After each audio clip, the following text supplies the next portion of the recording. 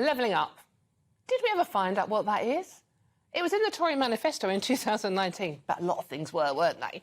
But has anyone actually been levelled up yet, or levelled sideways, or what was the new phrase every year? I can't remember what it was. They're changing it on a daily basis, a bit like the Prime Minister. It doesn't matter now that it's old news. It's now gauging up, stepping up, that was it, gauging up, wasn't it? Stepping up or enhancing communities. Right, will that make a difference though? I'm going to talk to an expert on this. Well, actually, he's not an expert, he's pretty clueless as well, I think he's about to tell me. Join me to discuss it is Red Wall Conservative MP Lee Anderson. Hello, Lee, there you are. Lovely to speak to you tonight. How are you? Happy Friday. Yeah. Hi, well, thanks for the clueless label. I've never been called that before. Not. That's a lie. I bet your missus used to call that all the time. All right, the time. OK, so what... Come on, Lee, explain in baby steps to a complete idiot, you know, Rishi Sunak, let's call him, what is levelling up? What does it mean? What's going on? And is it working? Well, I think the people get mixed up with this, because when we first come into Parliament 3 years ago, Boris said that levelling up was, and I quote, that that talent is spread evenly in this country, but opportunity isn't. And that's what levelling up's all about, is making sure that opportunity is spread equally across the country. That means spending a few quid with these levelling up. With this levelling up money. And you know what, I'm not going to complain about this too much, because in Ashfield I've done pretty good. I've had the record amount of Towns Fund and Future High Streets Fund, 2 new school rebuilds, money from the hospital. Looks like we've got a railway coming, a technology centre, our theatre's being redeveloped. So my shopping list, my shopping basket, it is full. But I hear some people whinging and moaning over the past couple of days about the South's getting more than the North. That's nonsense. You know, there's more people live in the South, for one. And there's deprivation in the South. Let's be honest. Look at places like Jaywick. That's probably one of the most deprived areas in the country. I'm fairly sure that's in the South. And look, in the North, don't slag us off too much in the North. We're not still walking about with whippets, greyhounds, and rushing home to get the pigeons in and wearing our flat caps. So, you know, we do all right in some parts, but in other parts we need a little bit of help. And in places like Ashfield and Mansfield and Bassetlaw, we've done pretty well from the levelling up. So I'm chuffed to bits. So you're happy. And what do your constituents make of it? Are they happy with the levelling up process? Are they pleased that this Tory policy is actually happening? Well, let's be honest. You know, they're happy when they see the headlines: 70 million, 100 million, 150 million, which is probably what I've got with all the different projects chucked in. But at the end of the day, I've always said, Dawn, that it doesn't matter how much you spend in the red wall areas, it doesn't get you any extra votes. I mean, I've said this to the previous prime ministers. What they want to see, they want to see police on the streets. They want to see they want to be able to get an appointment to the GP. They want to be able to have a good hospital, a good education, and they need the migrant boat sorting out on the channel. That's what people want. If we sort that out, that's what will please people on the doorstep, not these shiny new buildings, which are good things, and it brings good things to our area. But, you know, Red Wall voters are quite conservative in their politics, although they've always voted Labour, but they want to see all those things I've just listed. But when you say that to the leaders of the Conservative Party, Rishi Sunak and Hunt, I just say Hunt, by the way, I mean, what reaction do you get back? Are they listening to you?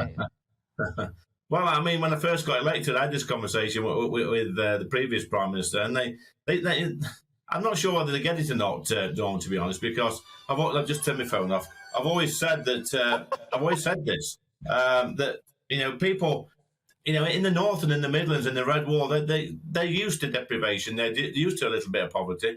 They're used to, you know, having to get up in the morning, go to work and do all these rubbish, crappy jobs like working down the pits and working in the mills, etc. And we've seen in the North before with some projects, we've built these big, shiny new buildings, and there's nothing in them 5 years later. Like I say, what they really want is good education for the kids, a good hospital, and good outcomes for the children. Do you actually think the Conservatives can do it? In your constituency and the areas around there, do you think the Conservatives have actually got any hope? Yes, I do. I think they've got hope because, you know, I talk to people on a regular basis, Dawn, in my constituency. I'm embedded in my community. I'm from here. This is where I was born. I've never lived more than 5 miles from where I was born. And yes, voters, especially first-time Conservative voters, are a little bit grumpy with us at the moment. But when you ask them the Keir Starmer question, do you like Keir Starmer and what he stands for? The answer is, no, I don't like him, and I don't know what he stands for.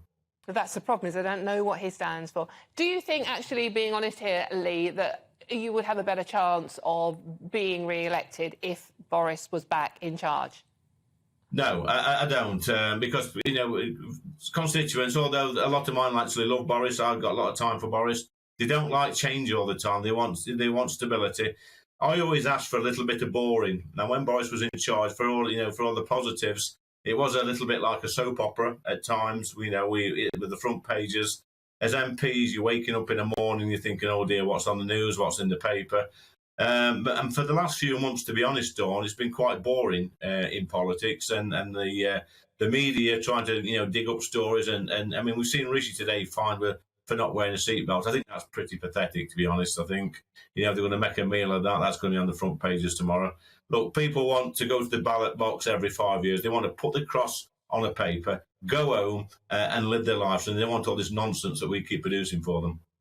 Lee, I'm just going to ask you one final question quickly here. I mean, you say politics has been boring, and it hasn't been that boring for you personally this week.